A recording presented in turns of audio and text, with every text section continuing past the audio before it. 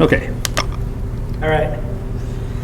So this is a golden-eyed drake from Contemporary Gunning Decoys by Michael Hardy. And it's a white cedar body, hollow.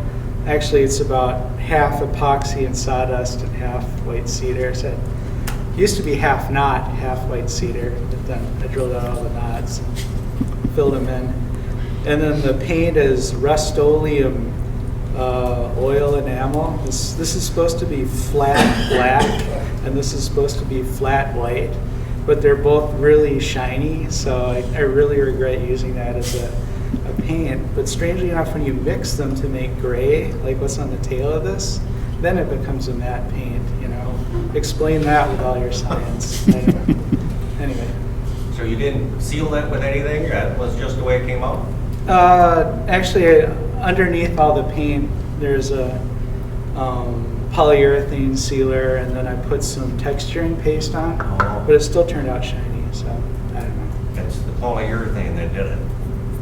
Well, I would have to get through texturing paste. I mean, it looked really matte once I got the texturing paste on, but then that's just shiny paint, and there's no texturing paste underneath the bill. So that's a smooth surface and it's really shiny. So I guess I'd recommend that stay away from Rust-Oleum, flat black and flat white. Fairly different than the duck. This I started this a long time ago and I let it sit for a long time. But this is anybody know what this is? Passenger pigeon. There you go. I had an old piece of white cedar. Steve Froelich gave us, actually we paid for it, but it was, he should have given it to us. Anyhow, I've had that, and it's got me. Well, I did the turnstone with it. You know, whatever I had laying around, I figured, well, let me look in the pile.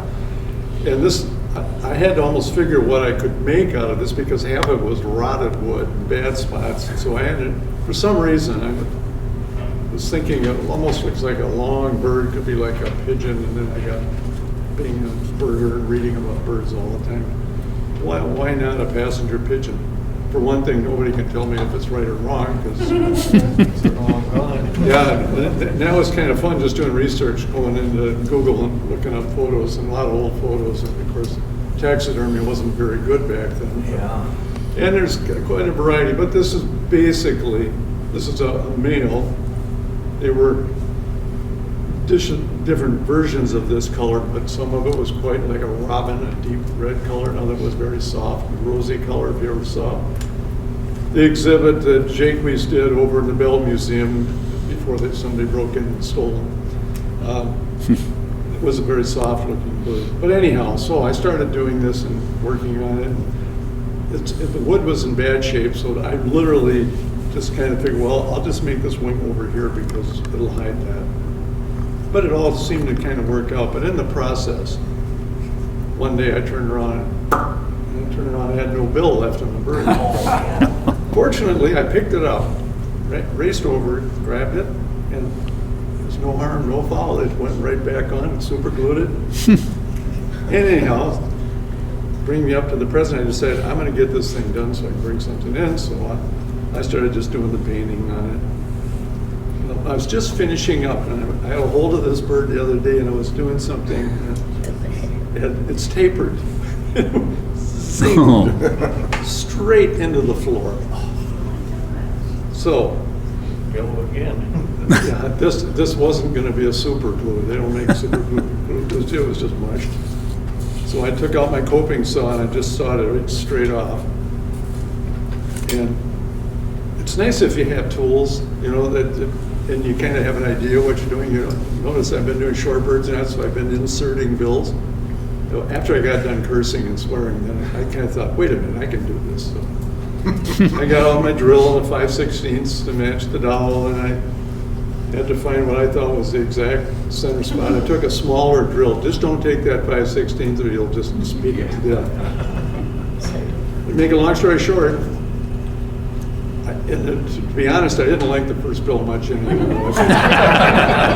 It came out looking a lot better, and it's even pointing the right direction. It's pretty straight, the whole thing, you know, so I was real proud of that. My wife just couldn't believe it, because it was literally an hour later, I was upstairs, it was all carved, all ready to go again. And she thought I was down there having a good time. The only other thing, it's all wood, the eyes are wood, they did that with a 1/4 inch dollar. Anyhow, it's finished. I was just thinking as a hunter, because these things were hunted to death. Imagine something like this flying over you, and when his tail was spread, it was white. I mean, it must have looked like a clay pigeon, literally. So, but they're about 16 to 18 inches long. Wow. Big bird. They used them for meat. They were real popular all through the Midwest, Chicago. Anyhow, it's acrylics and dowels and stuff like that. Well, if you've ever had dove breast, I would imagine that'd be close. Here's a white cedar gadwall hunting decoy with no keel, no counterbalance, but it floats really nice. I've been using it, last fall and this fall, and I like the way it looks on the water, so I thought I'd bring it in. It's white cedar and oil paint. Nice. Very nice. It wants to land right side up if you toss it out there. That's nice.